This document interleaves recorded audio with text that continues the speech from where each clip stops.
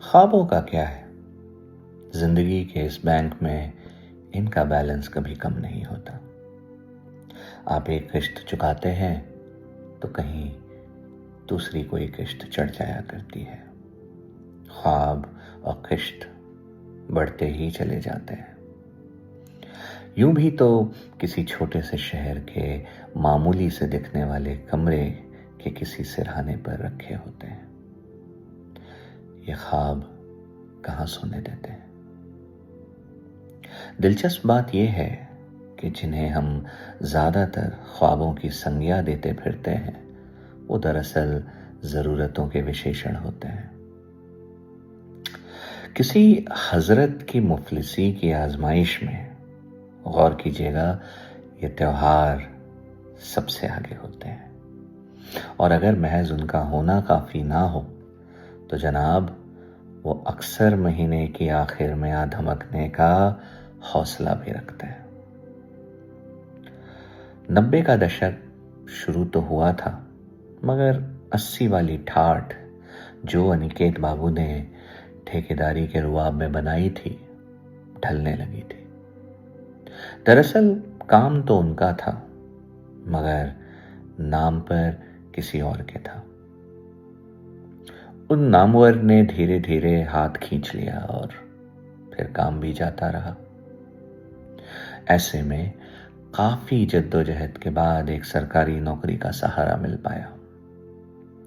Railway की नौकरी थी, रेलवे का पास था, बीमारियों के इलाज के खातिर अस्पताल की सुविधा थी और राशन पानी के लिए पंसारी के दुकान पर चलने वाला खाता भी था।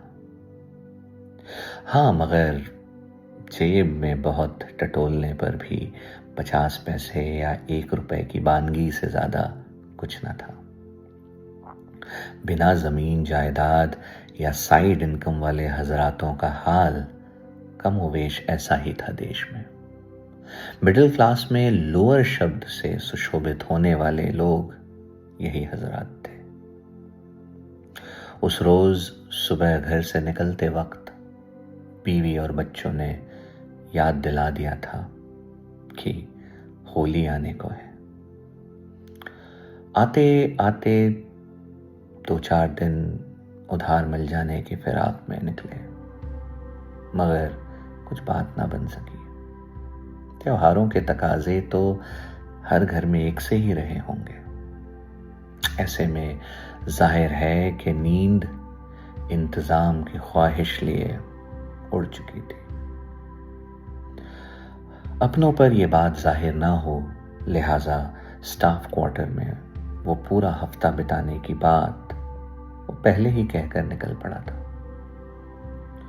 एक एक करके दिन गुजरते गए। हफ्ता ही तो था, साल भी होता तो ऐसे में झट से ही गुजरना था। वक्त भी वक्त देखकर ही तो ठहरता है। यहाँ पर क्या ही नया मिल जाता उसे। हाँ, मगर उन दिनों प्लेटफॉर्म पर यही वक्त भागता नहीं, रेंगता था। शायद लोगों के मिलने, मिल के बिछड़ने, कुछ खो जाने और कुछ मिल जाने की कवायदें उसे मजीद मसरूफ रख पाने का हुनर रखती थी। देर रात की गाड़ी थी और ज्यादा रुक पाने का बहाना भी न था।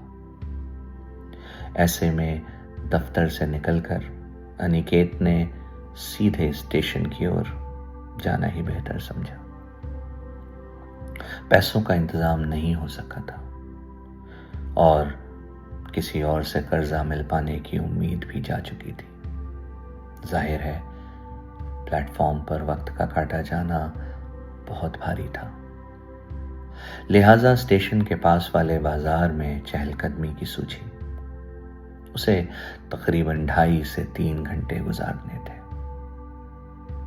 चलते चलते उसकी नजर कपड़ों की एक दुकान पर पड़ी और वो वहीं रुक गया। एक एक करके इज्जत, काबिलियत, हैसियत जैसे तमाम लिबास मानो उतरने लगे थे।